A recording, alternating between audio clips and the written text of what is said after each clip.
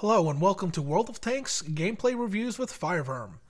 This replay is from March 22nd, 2014 and features the KV-1 on Ruinberg encounter starting from the north spawn on the World of Tanks client 8.11. So on the encounter version of this map, when I'm in a heavy tank, what I'm generally going to do, regardless of which spawn I start from, is go into the city and do some more close range engagements.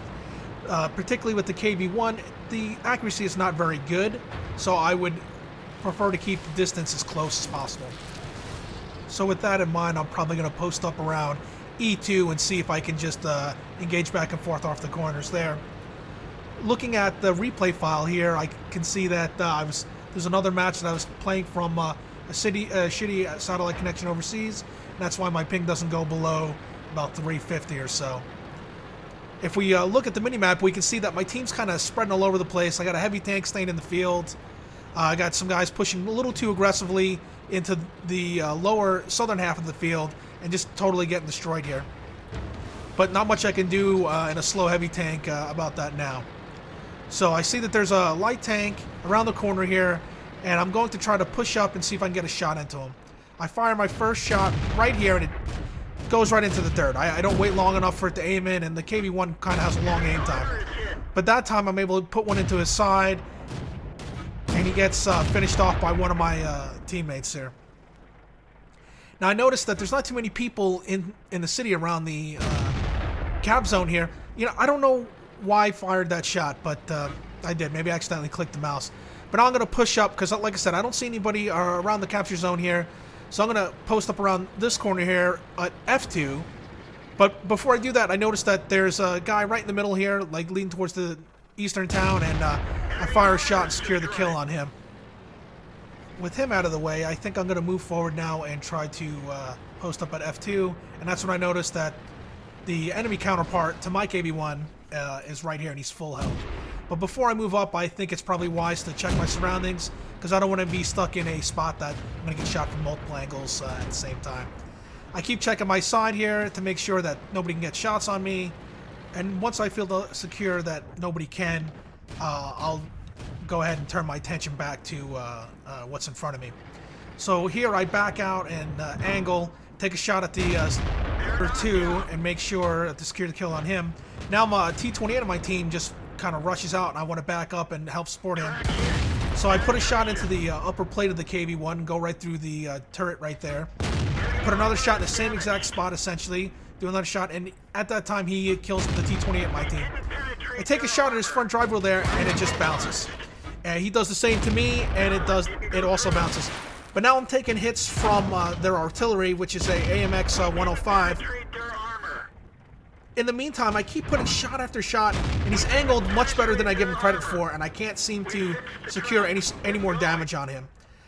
At this point, I probably should have switched to premium shells, but I don't know, maybe it didn't occur to me. So again, I try to take a shot at him, and it bounces. That shot there was never going to go through. I don't even know why I took it. It was going to be an auto bounce angle, but now he gives me a perfectly straight angle to shoot his upper front plate, and now I think I can secure the kill, which I do. With him gone and me not tracked anymore, it's time to get out of here so that I don't keep getting hit by the artillery. He was able to put 2 shots into me while I was engaging with that KV-1, and while it didn't take away too much health, when you're at tier 5 and you only have 640 health to begin with, you got to conserve as much as you can.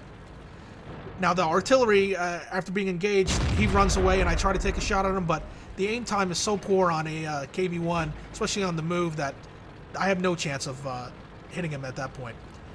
So what I'm thinking is, since most of the enemies are in the field, I should move up and try to use the corner at H6 to get shots at them, or at least create a crossfire with the rest of my team. 2 of the members of my team are currently trying to cap, but I don't think that's going to work, so I don't back up. Now I notice that PCSFL pushes up, but as soon as he sees me, he backs up, and I'm able to get a shot into him before he gets behind that hard cover.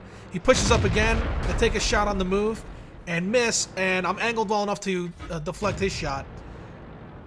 Now he's back behind cover, and now it's a standoff where we're both trying to see who can poke out and get the shot first. I'm able to get one into him. I don't know if he didn't take a shot or his missed, but now I'm going to try to finish him off, which I do. So now the odds are a lot more in our favor. It's me, a T-28, and T-40 against their artillery, which is almost dead, a Stug-3, a PZ-4, and a PZ-34. The Stug is pushing up on both of the members of my team that are in the cap circle, and now he's dispersed off the map. And I'm going to push up this way to see if I can help, again, create a crossfire for the enemies. But in the meantime, the T-40 is killed by their PZ-34, and that's when I see that their artillery is right here in the field. I don't think he spotted me, so I'm going to back up, see if I can find an angle where I can put him down. And luckily for me, there's a narrow little window right here where I can shoot him, and I don't think he can shoot me. So now I'm alone against the remaining enemy tanks, and they pull into the cap. There's a PZ-34, which I last saw over by the flag, a Stug-3, which I last saw by the flag, and a PZ-4, which I'm not really sure where it is, and I'm going to see if I can hunt him down before I move into the cap circle and try to take them out. Since this is an encounter, I have plenty of time, and I don't want to get flanked. I want to make sure that I can conserve the rest of the health that I have, and come at them at an angle they won't expect that. So that's why I'm going south again, so that I can come from this angle, because the last time they saw me, I was moving north. So with me going south now, hopefully I'll catch them by surprise and get some shots in before they can get their turrets facing at me. And here we go. The PZ-34 here thought I was going to be going the other direction, thought he could come in and flank me, and instead I surprise him and secure the kill, getting my top gun. With him out of the way now, my thinking is, let's see if I can use my binos and get some vision on the cap so I can see where they're at and get a feel for how I need to approach this. Instead of just running out and, you know, taking whatever shots, I'm going to try to side scrape here, sit still, let my binos kick in, and see who I can spot and where they're at. Now I'm looking, I don't see anybody, but that's because the PZ-4 has tried to flank around me this way because he saw me going south when I killed the PZ-34. So I decide to rush him because I know he's separated from the Stug because the Stug was still in the cap circle. So I pull up forward here, snap a shot, and it ricochets off his upper glacis there. He shoots me with HE, doing very little damage, and now I feel I gotta move in and secure the kill because I feel it's important to be aggressive, and especially when you have your vehicles, the enemy vehicles separated, you should go at him aggressively. I was able to put a shot into his side there, and he hits me with another shot, but that bounces. My shot hits the ground, but now he's giving me his side, and I'm able to put one right near his engine deck. He fires over my rear hull, missing. Now I'm able to put another shot right into his side and take him down.